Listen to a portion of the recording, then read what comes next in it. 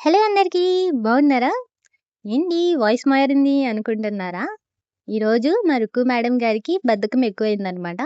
అందుకే మనం రంగంలోకి దిగాము. మేడం గారు రీల్స్ పోస్ట్ చేసి చాలా రోజులైంది కదా! నేను ఆంటీ ఎంత చెప్పినా సరే, ఈ పిల్ల మటుకు కన్సిస్టెంట్‌గా వీడియోలే పెట్టదు.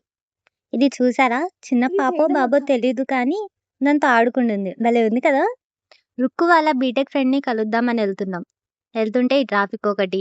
ట్రాఫిక్‌ని దాటుకొని ఎలాగోలా బయట పెడితే వాళ్ళ ఫ్రెండ్ కాల్ చేసి 3కే బస్సుంది అని చెప్పింది. ఇంకేం చేస్తాము? శంభో శివ శంభో అంటూ వెళ్ళిపోయాం.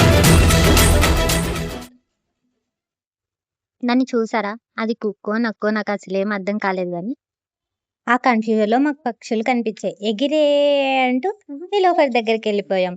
అక్కడికెళ్ళంగాల్నే ఈ కేక్స్ అన్నీ చూడంగాల్నే మా మనసులో లల్లా లలలా లలలలా అన్నిట్లో మాకు ఐస్ క్రీమ్ తినాలనిపిచ్చింది. ఐస్ క్రీమ్ ఆర్డర్ పెట్టాము.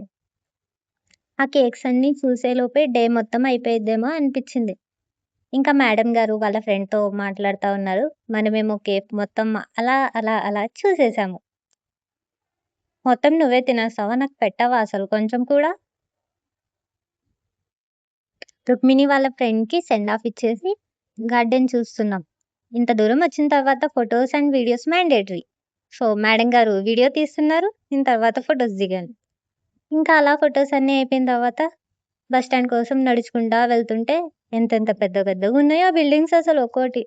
నా హైట్‌కి ఆ వీడియో తీయడానికి కూడా కుదరట్లేదసలు. ఈ చెట్లు భలే ఉన్నాయి గదా!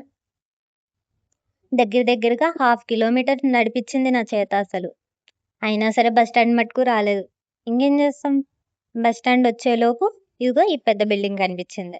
ఆ పెద్ద బిల్డింగ్ చూస్తూ చాలా దూరం నడిచేసాం. నడిచేసిన తర్వాత మాకొక ఐడియా వచ్చింది.